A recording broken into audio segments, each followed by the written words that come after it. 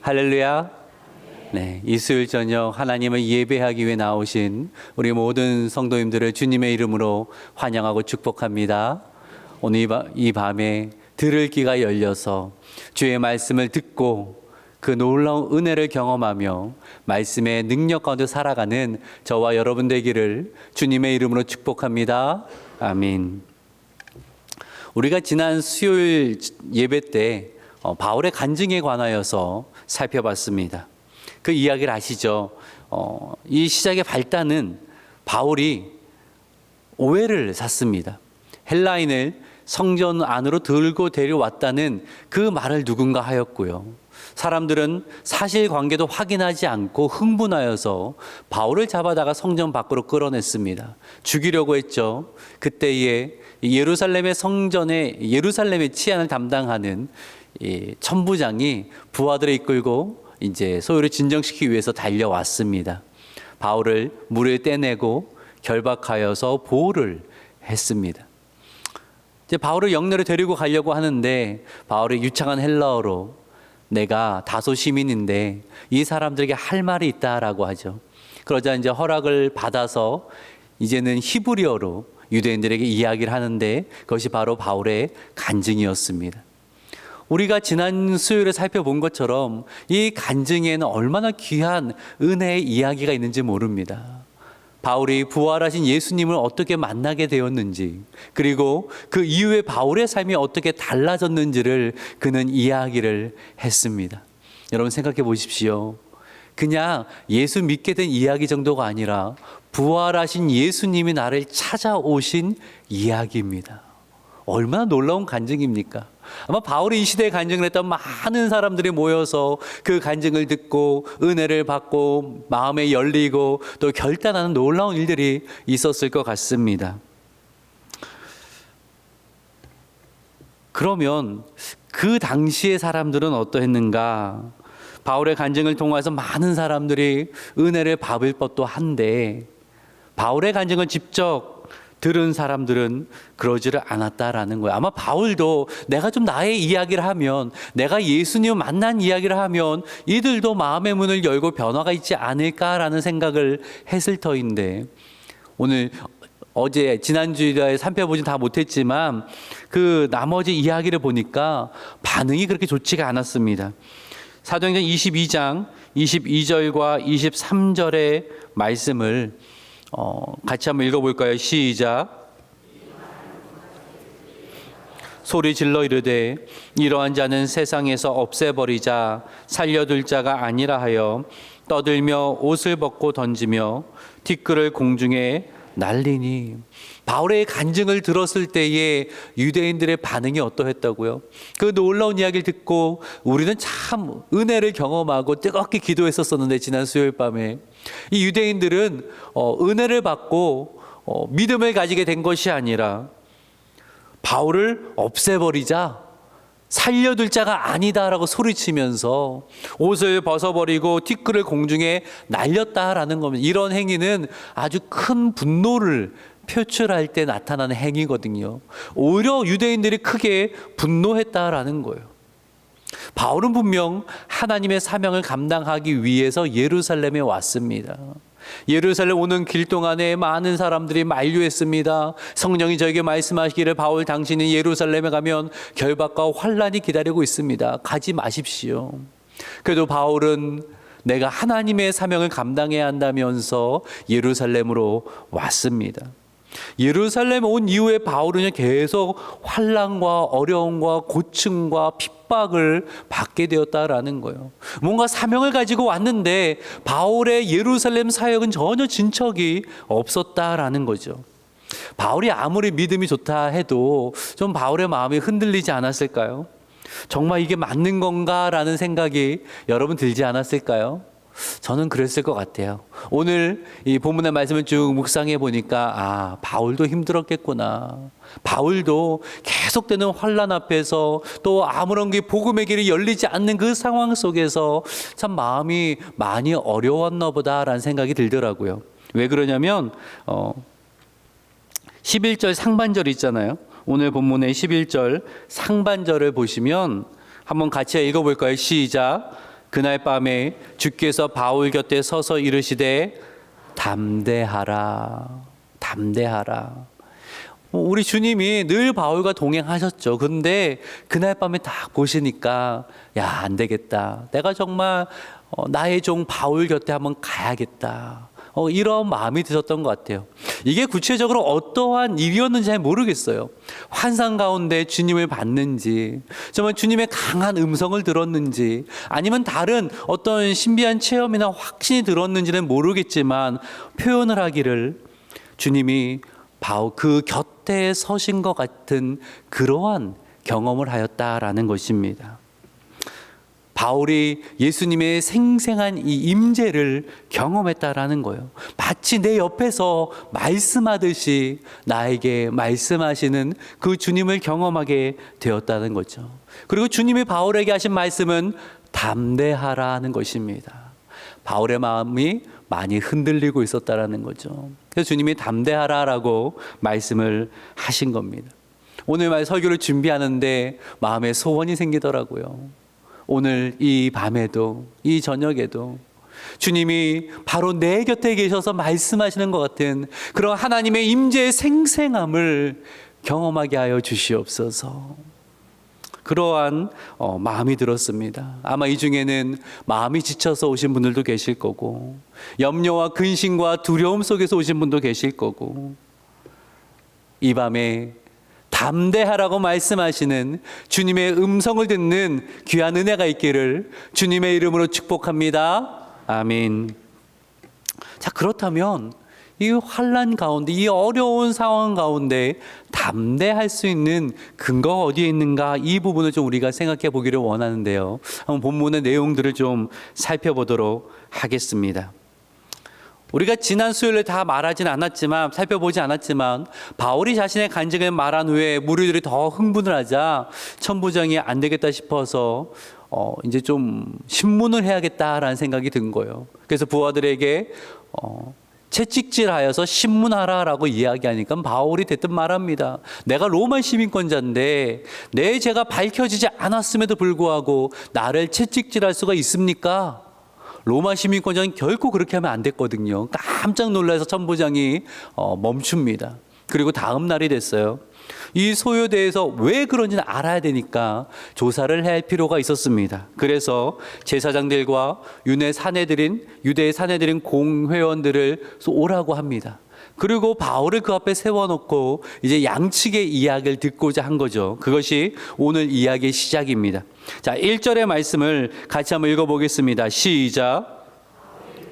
주목하여 이르되 여러분 형제들아, 오늘까지 나는 범사의 양심을 따라 하나님을 섬겼노라 하거늘. 당시의 분위기를 한번 상상해 보십시오. 바울을 좋아하는 사람 아무도 없습니다. 하나같이 바울에게는 분노의 마음을 가지고 이를 부득부득 갈면서 그렇게 사람들이 모여서 바울을 아마 노려보고 있었을 거예요. 기가 죽을 법도 한데 오늘 말씀을 보니까 바울이 공회를 주목하여서 봤다라고 말하고 있습니다. 이 주목하다는 헬라어를 보니까요, 뚫어지게 바라보다라는 거예요. 바울이 한 사람 한 사람을 뚫어지게 바라보고 응시하면서 아주 자신 있게 이야기를 하기를, 나는 오늘날까지 모든 일에 있어서 선한 양심을 따라서 하나님을 위해 살았습니다. 나는 하나님 앞에 한 점 부끄러움이 없습니다라고 그렇게 이야기를 한 겁니다. 지금 내가 이 자리에 있는 것은 내가 잘못함이 아니요, 당신들의 오해함이고 당신들이 잘못하고 있는 겁니다. 이 말을 지금 하고 있는 거예요. 그러니 그 말을 들은 유대인은 더 화가 났겠죠. 대제사장 아나니아가 바울 곁에 있는 사람들에게 명하여서 그 입술을 치라고 처벌을 내리라라고 그렇게 말하는 거예요. 대제사장이 그럴 지금 권한이 없거든요. 공의회가 열린 것도 아니고 천부장이 소집을 해서 이야기를 듣는 것입니다. 그리고 유대법에 따라도 죄가 밝혀지기 전에 처벌을 할 수 없게 되어 있습니다. 근데 대제사장이 그런 거 다 무시하고 저 입술을 치라라고 이야기를 하니까 바울도 좀 화가 난 것 같아요.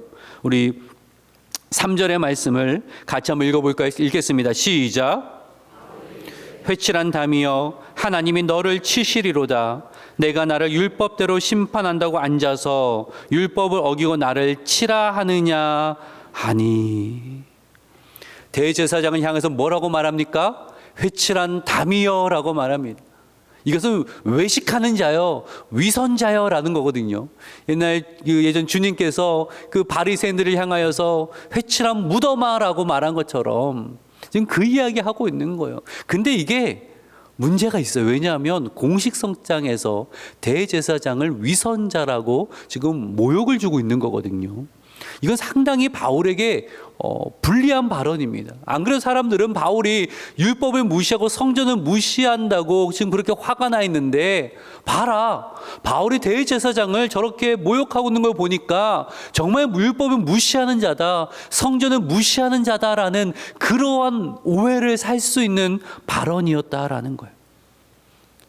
아니나 다를까 바울 곁에 선 사람이 바울에게 말합니다. 지금 너가 하나님의 대제사장을 욕하느냐라고 말을 합니다. 그러자 바울이 하는 말이요, 나는 그가 대제사장인 줄 몰랐다라고 해요. 정말 몰랐을까라는 그러한 의구심이 생기더라고요. 이제 좀 찾아보니까 어떤 학자들은 진짜 몰랐을 거다. 바울이 예루살렘 떠난 지 한참 지났고, 그리고 바울이 시력이 안 좋다 보니까 명확하게 몰랐던 것 같다라고 아주 긍정적으로 바울 편에서 해설하는 주석가들도 있는데, 저는 아무리 생각을 해봐도 알았을 것 같아요. 그렇죠? 대제사장은 모르겠습니까? 그리고 당시에 대제사장은 오대서부터 이 표시가 났기 때문에 바울이 알았을 것 같아요. 근데 너무 화가 나다 보니까 바울도 이 마음에 여유가 없다 보니까 욱하는 마음으로 그렇게 대제사를 향하여서 모욕을 주는, 사실이긴 하지만 해서는 안 될 말을 당시에 하고 말았다는 거예요. 분위기가 더 안 좋게 돌아가죠. 바울이 아차 싶은 겁니다. 야, 어떻게 해야 되나라고 싶은데 가만히 보니까 그 공의원들이 사두개인과 바리새인들로 양분되어 있는 것이 보이거든요. 그래서 뭐라고 말하냐면 6절의 말씀을 같이 한번 읽어봅시다. 시작. 그중 일부는 사두개인이요 다른 일부는 바리새인인 줄 알고 공회에서 외쳐 이르되, 여러분 형제들아, 나는 바리새인이요 또 바리새인의 아들이라. 죽은 자의 소망 곧 부활로 말미암아 내가 신문을 받노라. 왜 이렇게 얘기했냐면, 사두개인은 모세 오경, 창세기부터 신명기까지의 말씀만 믿어요. 그러니 그 안에는 천사에 대한 뚜렷한 말씀도 없고 부활에 대한 말씀이 없기 때문에 부활은 없다라고 얘기했고요. 바리새인들은 아니다, 부활이 있다라고 주장을 했습니다. 지금 바울은 바리새파인데 뭐라고 말하냐면, 내가 바리새인의 아들인데, 내가 바리새파인데 나는 지금 부활로 말미암아서 신문을 받는 거다라고 부활의 줄을 딱 던진 겁니다. 그랬더니 한쪽 바리새인들은 그렇지, 부활은 있지. 사두개인들은 무슨 소리야, 부활이 어디 있어라고 하면서 지들끼리 막 싸우기 시작하는 거예요. 그러면서 바울을 신문하려도 모인 사람들이 계속 부활 논쟁으로 싸우고 그러니까 안 되겠다 싶어 천부장이 야, 오늘 안 되겠다 해서 바울을 다시 영내로 데리고 갔다라는 것이 오늘의 이야기입니다. 그럼 바울의 이 대처법이 어떻게 느껴지십니까? 어떻게 보면 참 바울이 지혜롭게 위기를 모면했다라는 생각이 들 수 있고요. 또 그렇게 풀어가는 목사님이나 해설자들도 있습니다. 그런데요, 지금까지 바울의 모습과 참 다르지 않아요? 지금까지 바울은 그 어떤 핍박이 있어도 복음을 말한 사람입니다. 다른 거 얘기하지 않고 오직 그리스도의 복음만 말했던 사람입니다. 복음만 변증을 했었거든요. 근데 오늘 이야기에서 공회 앞에 선 바울은 복음을 이야기하지 않고 있어요. 바리새인과 사두개인들의 그 관계를 교묘히 이용해서 싸움을 붙이고는 빠져나가는 당장의 위기를 모면하자는, 어떻게 보면 좀 꼼수를 부리는 듯한 그런 모습을 보게 되는 거죠. 평소 바울답지 않습니다. 바울의 심정은 참 이해가 돼요. 그 전에 사람들 앞에서 복음을 이야기하고 간증을 말했지만 아무 소용이 없었거든요. 예루살렘의 저 유대인들은 변할 것 같지 않은 거예요. 내가 도대체 뭘 더 할 수 있을까? 앞이 캄캄한 겁니다. 왜 하나님 나를 예루살렘에 오게 하셨을까? 나에게 어떤 사명을 주신 걸까? 나는 여기서 어떠한 사명을 감당해야 하는 것인가라는 여러 질문이 들 수 있는 그러한 상황이 아니었을까요? 그 모든 걸 지나간 다음에 위기를 모면해서 안도의 한숨을 쉬는 것이 아니라 이게 뭔가 이런 생각이 들지 않았을까요? 혹시 여러분 중에도 바울 같은 심정을 가지고 이 자리에 오신 분이 있지는 않습니까? 하나님이 뜻이라 생각하며 달려왔는데 왜 일에 진척이 없습니까? 길이 막힌 것 같아요. 기도해도 또 기도해도 길이 열리지 않는 것 같아요. 기도해도 상황이 달라지지 않는 것 같아요. 아니, 더 상황이 악화되는 것 같습니다. 힘이 빠지고 있고 이제 어떻게 해야 될까? 기도해도 소용이 없는 걸까? 하나님 뜻이 맞을까? 이런 생각 가운데 오신 분이 혹 계시지 않습니까? 그렇다면 오늘 예수님께서 바울에게 하신 말씀을 잘 보시길 바랍니다. 우리 다시 한번 11절의 말씀 아까도 읽었지만 전체 문장을 같이 한번 읽어볼까요? 시작. 주께서 바울 곁에 서서 이르시되 담대하라. 내가 예루살렘에서 나의 일을 증언한 것 같이 로마에서도 증언하여야 하리라 하시니라. 예수님이 바울 곁에 오셔서 담대하라 라고 말씀하신 건 참 위로가 되는데 그 다음 말씀을 보세요. 내가 예루살렘에서 나의 일을 증언한 것 같이 로마에서도 증언하여야 하리라 하시니라. 얼핏 보면 너 로마로 가야 돼 라고 말씀하는 것 같지만 더 좀 들여다보면요, 원문을 보니까 이 구절은 모두 현재형으로 되어 있어요. 헬라어의 현재형은 계속과 반복의 의미를 가지고 있거든요. 지금 무슨 말씀이에요? 바울은 예루살렘에 와서 위협과 환난과 시련과 모욕과 매질과 투옥이 반복되고 있는 겁니다. 그런 일을 겪으면서 예루살렘에 증언을 하였는데 그와 똑같이 로마에 가는 길에도 그러한 방식으로 증언해야 한다라는 말씀을 하시는 겁니다. 우리가 통상 기대하는 말씀은 뭐죠? 그동안 고생 많았지? 이제 걱정하지 마. 내가 지켜줄게. 이제 어려움 다 내가 막아줄게. 앞이 뚫릴 거야. 자유하게 될 거야. 능력이 나타날 거야.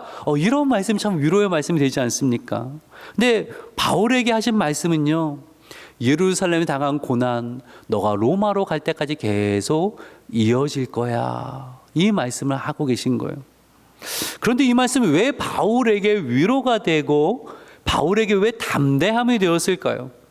지금 주님은 무슨 말씀을 하시는 거냐면 바울이 무엇을 바라보고 무엇에 소망을 두어야 하는가를 다시 알려주고 계신다라는 것입니다. 지금 예수님께서는 바울에게 현재의 환난이 아니라 하나님이 하실 그 일을 바라볼 것을 말씀하고 계신다라는 거예요. 바울은 계속되는 환난을 보면서 이러다 로마에 가보지도 못하고 죽는 거 아닐까라는 생각이 들었을 거예요. 의기소침해졌을 거예요. 인간적인 두려움도 있었을 거예요. 그런데 예수님은 뭐라고 말씀하시냐면 거듭되는 환난으로 인해 실패로 보이는 바울의 사역이 실패가 아니라는 거예요. 계속 어려움이 걷히고 결박당하고 투옥되어지고 매질을 당하고 모욕을 당하고 그런 일이 계속되면서 이거 잘못되는 거 아니야 라는 생각이 들지만 세상 사람들은 그런 것이 실패라고 정의하지만 우리 예수 말씀하시기를 그거 아니야, 그거 실패가 아니야 라고 말씀하고 계신다라는 거예요. 앞으로도 환난이 있을 거야. 하지만 그것이 실패한다는 것을 의미하는 것은 아니다라고 말씀하고 계신다라는 거예요. 너 지금 그게 잘 가고 있어. 이 과정을 통해서 로마까지 가야 되는데 너는 맞는 길을 가고 있는 거야 라고 하나님은 말씀하고 계시는 거라는 거예요. 사랑하는 여러분, 환난이 계속되고 있습니까? 마치 결박당한 것처럼 한 발자국 내 힘으로 나아가지 못하는 그런 답답함이 있지는 않습니까? 내가 수고하고 수고했는데 당장에 열매가 없는 것 같은 그러한 낙심이 있지는 않습니까? 지금까지 수고가 다 헛된 것은 아닐까라는 두려움이 생기지는 않습니까? 오늘 보면 우리에게 이렇게 말씀하는 겁니다. 여러분, 잘하고 있습니다. 고난이 있어도 지금 당장 열매가 없어도 믿음의 길을 계속 걸어가십시오. 인내하십시오. 하나님이 알고 계십니다. 하나님이 인정하십니다. 그 이야기를 하고 있는 것입니다. 로마서 5장을 통해서 오늘 말씀의 요지를 좀 살펴보려고 하는데요. 로마서 5장 3절 상반절을 같이 한번 읽어봅시다. 시작. 다만 이뿐 아니라 우리가 환난 중에도 즐거워하나니. 제가 좋아하는 구절이라 몇 번 말씀을 드렸었죠. 환난을 즐거워한다는 것이 아니라 환난 중에도 즐거워한다는 겁니다. 여기서 즐거워한다라는 단어는요, 원어의 뜻을 보니까 자랑하는 거예요. 자랑한다라는 거예요. 아니, 환난 중에 뭘 자랑할 것이 있습니까? 가야 할 길은 막혔습니다. 사람들이 인정해 주지 않습니다. 결실도 보이지가 않습니다. 고난은 계속됩니다. 무엇을 자랑합니까? 뭘 자랑합니까? 3절 하반절과 4절도 한번 볼까요? 로마서. 네, 같이 한번 읽겠습니다. 시작. 이는 환난은 인내를, 인내는 연단을, 연단은 소망을 이루는 줄 알미로다. 아멘. 바울은 말씀하기를 성도는 환난 중에도 보는 것이 있습니다. 하나님이 이루실 그 일을 보며 자랑하게 되는 것입니다. 그 일이 무엇입니까? 다시 자막을 보여주시죠. 여러분, 이 고난 가운데 하나님이 이루실 일, 하나님의 약속을 바라보는 겁니다. 그러면서 인내할 수 있고요, 인내는 연단을 낳게 된다라는 거예요. 연단이라는 것은 증명된 품질입니다. 증명된 품질. 우리가 가는 그 길 사람들은 다 몰라준다고 할지라도 하나님이 증명해 주실 거라는 거예요. 믿음의 길을 잘 걸었다고, 옳은 길을 잘 걸어왔다고 하나님이 증명해 줄 그 날이 있을 거라는 것입니다. 그러니 무엇이 있습니까? 소망이 있어요. 하나님 향한 소망이 있어요. 환난 가운데 있으나, 막힌 것 같으나, 결실이 보이지 않으나 여전히 나에겐 소망이 있다는 것입니다. 그 소망이 나에게 즐거움이 되고 나에게 자랑거리가 된다라는 것입니다. 그 소망을 바라볼 때에 오늘 나는 담대할 수 있다라는 거예요. 말씀을 마치면서 사랑하는 여러분, 꼭 기억하시기를 바랍니다. 눈앞에 상황만 바라보는 거, 거기에는 믿음이 작동하지 않습니다. 그렇죠? 믿음 없어도 내가 보이는 거 보는 거죠. 믿음 없어도 내가 손에 잡히는 거, 그거 의지하며 살아갈 수 있습니다. 하지만 믿음을 가진 성도는 내 눈에 보이지 않아도, 내 손에 잡히지 않아도 하나님이 행하신 그 일을 바라보면서 오늘을 믿음으로 한 걸음 한 걸음 걸어가는 것입니다. 당장의 결실이 보이지 않아도 오늘 인내하며 기도하며 하나님 뜻을 구하며 한 걸음 또 내딛어 가는 것입니다. 사람들은 조롱할 수 있습니다. 뭐가 보이느냐? 너 뭘 이루었느냐?